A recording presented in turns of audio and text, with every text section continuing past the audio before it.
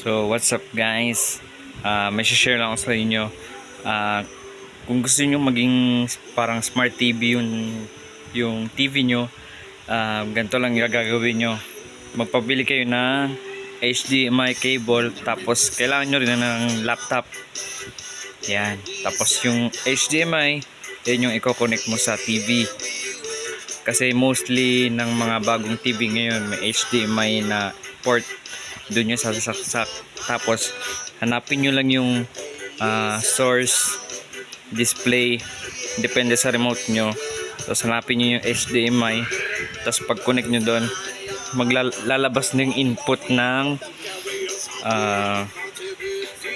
laptop nyo. Same lang din. Yan, o diba, may big screen ka na. Kung naliliitan ka sa screen ng laptop mo, pwede ka nang gumamit nito, malinaw pa. Yan, HDMI,